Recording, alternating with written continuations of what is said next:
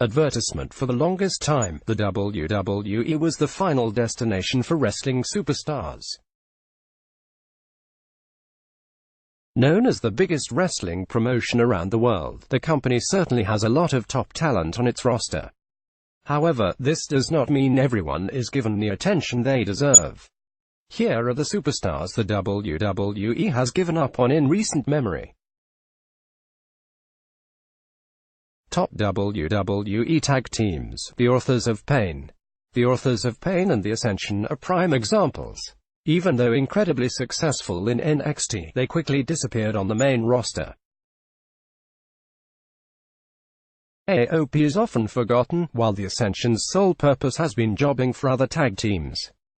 Those of us who remember these tag teams from NXT truly realize just how much the main roster is missing out by not using the skills of these teams.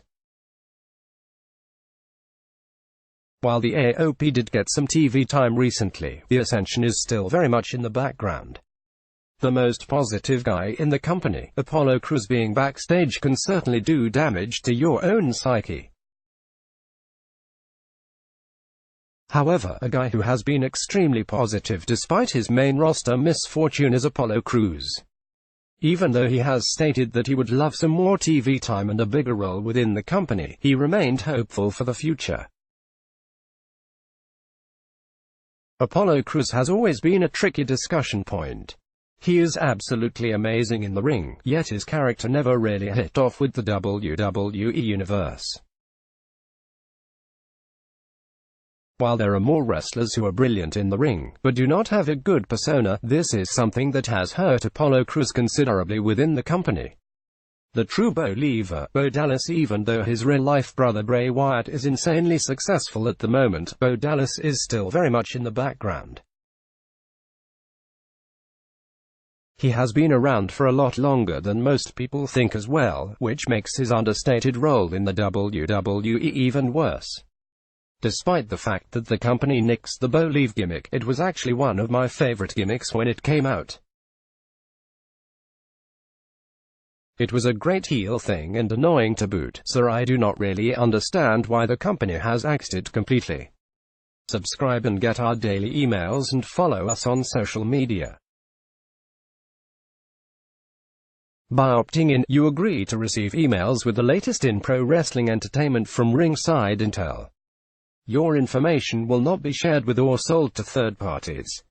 A similar fate happened to Curtis Axel, who had a successful gimmick alongside Damian Sandow. Resident female bodybuilder Dana Brooke. Dana Brooke is one of the stories I am most sad about. I have been following Dana since NXT, and I wholeheartedly believed she would be a major success on the main roster. However, it was not meant to be. Upon her arrival on the main roster, it quickly became clear that the WWE had a jobber role in mind for her. Despite her jobber role, this is a woman with a lot of potential. I'm just sad it is being wasted. Impact Wrestling superstar EC3. EC3 believed that his second run in the WWE would be a successful one. Based on his performance in NXT, many fans believed the same. However, soon as he arrived on the main roster, it almost seemed like the company wanted his hype and gimmick to die. Maybe he was punished for his years in competing promotion Impact Wrestling. After all, EC3 was an extremely successful wrestler at TNA, now known as Impact Wrestling. Former Sanity leader Eric Young. Another tragic story coming from NXT is none other than Eric Young, as well as his former faction members.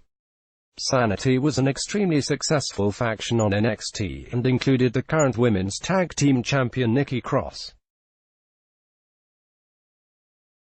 Unfortunately, the main roster saw no quality in the gimmick, and soon Eric Young would be transformed to a jobber and just another plain-looking wrestler.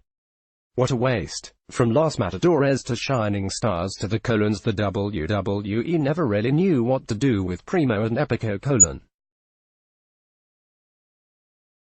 First, they appeared as Los Matadores from NXT, alongside El Torito. Then, the company decided to change the gimmick to Shining Stars, only to change it again shortly afterwards to the colons.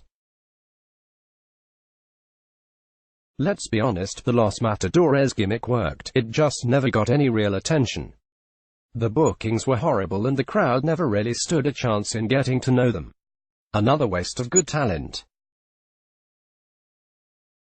Fan favorite Natalya. You may argue that Natalya is an A-list superstar with a role in a reality TV show and plenty of respect from management and the WWE universe.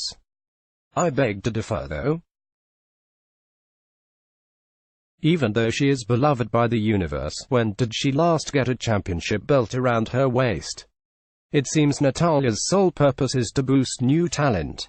There is nothing inherently wrong with that, but I believe she deserves so much more after years of loyal service to the company. Russian bombshell Lana. The ravishing Russian Lana has always been a major attraction for male viewers. Yet, you have to search long and hard these days to see Lana. She has certainly tried to catch the eye of WWE management again, this by changing her hairstyle as well as training more to become a bona fide wrestler. As was shown in Total Divas some time ago, Lana has been rejected by WWE management time and time again. Despite working extremely hard to be taken seriously, she is always put in the background. While some may find Lana annoying, I admire her work ethic and her ability to reinvent herself to grab the spotlight. More forgotten wrestlers. There are many wrestlers I have not mentioned in this overview yet. This goes from Lince Dorado and Mojo Rawley to No Way Jose and Sin Cara. The current roster is littered with people who are not being used the way they should be. Just look at the WWE's current main roster and ask yourself when you saw certain wrestlers for the last time. Let's block ads. Why?